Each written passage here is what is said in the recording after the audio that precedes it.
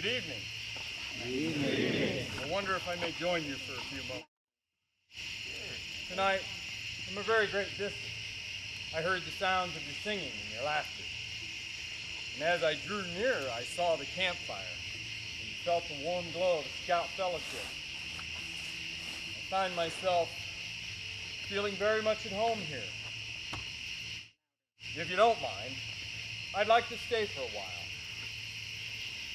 Lord Robert Stevenson Smythe, Baden Powell, Gilwell. Seems to be a rather long name for a fellow that looks at life in a simple but uncomplicated way. But when I'm with scouts like you, I'm happy to be called BP. I was born February 22nd, 1857 in London, England. The sixth of 7 children. I attended Charterhouse. It was a boarding school for boys. But schoolwork didn't interest me much. I was much more interested in spending time in the out of doors. I carried a butterfly net, a sketch pad, and pretended to be somewhat of a confused Englishman, studying butterflies. When I caught a butterfly, I would carefully sketch it into my notebook. I was often seen by the police and soldiers, but they just shook their heads and laughed at this crazy man chasing butterflies. The thing they didn't know is that I always hunted butterflies in places where I could study the Austrian fort. I drew maps of the fort.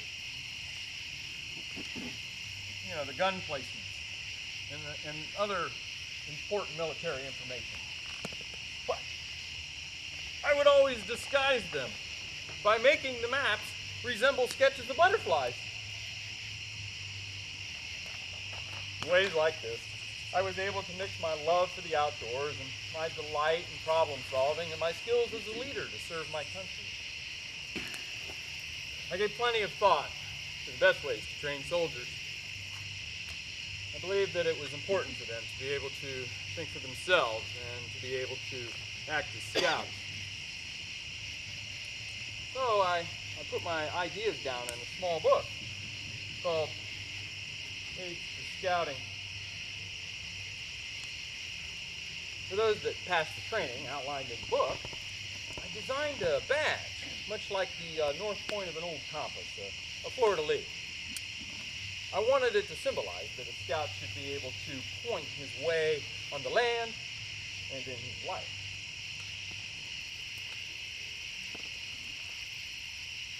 In 1899, I was sent to South Africa when the British Army was in conflict with the Boers, settlers of Dutch descent, in the South African Republic, an Orange Free State.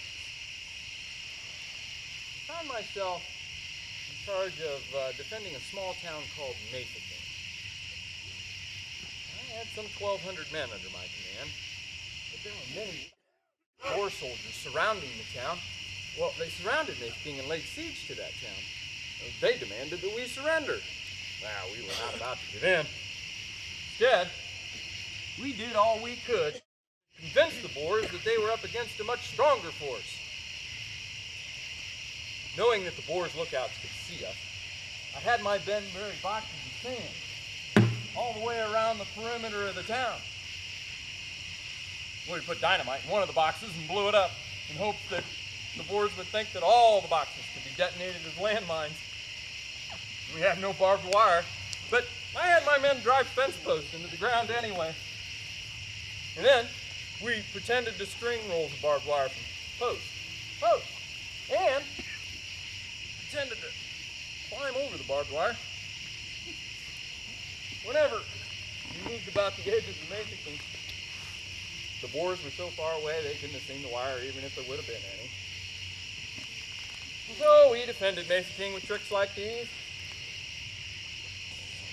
The camp at Brown Sea Island made me realize the value of scouting for boys. I knew that it would teach boys greater self-reliance. And that would help them to grow and guide them into being better men, and that would help my country become a better nation. And after the camp at Brown Sea Island, I rewrote my book, make it more appropriate for you. And I called it Scouting for Boys. And I had thought that it would be used for existing groups of young people, but the boys made it very clear that they wanted it to be Boy Scouts. And they started forming their own patrols, setting out on their own camping adventures without any adult supervision or leadership or clear plan of action. And then in 1920, boys from many countries gathered together to form the first international jamboree. It was held in a huge building in London, England. Boys from each nation. They staged shows, shared skills, and made friends from around the world.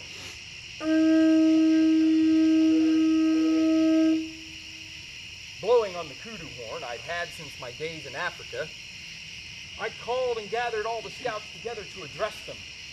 But before I could speak, a voice from the back cried, "We, the Scouts of the World, salute you, Baden-Powell, Chief Scout of the World." Thousands of boys cheered.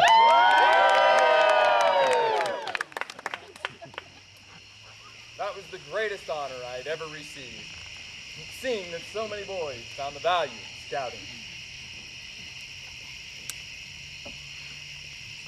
To recognize the importance of scouting, the King of England granted me the title Lord Baden-Powell of Gilwell.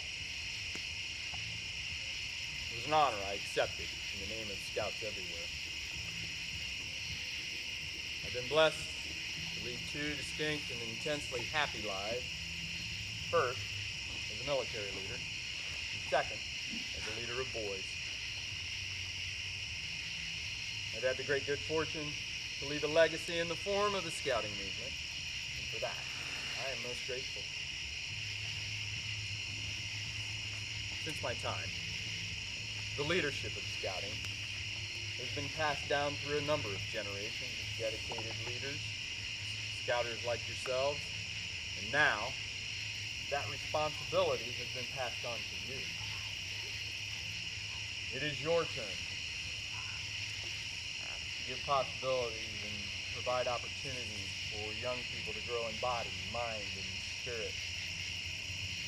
It is your turn to give shape to the possibilities of the scouting movement. It is your turn to build your own legacy of service and leadership. Near the end of my days, I wanted to leave scouts and scouters a message that would share the most valuable lessons I've learned in my long and varied life. This evening, my most earnest message to you is this. The real way to get happiness is by giving out happiness to other people. Try and leave this world a little better than you find it. And then, when it comes your turn to die, you can die happy, knowing that, at any rate, you've not wasted your time, but done your best.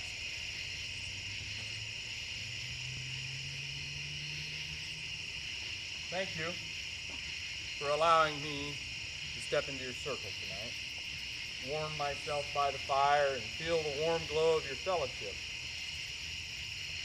If anyone asks you where to find me, you can give them the same message you will find on my tombstone.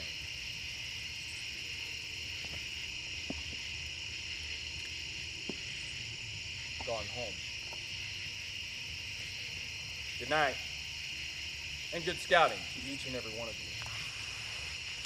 Woo!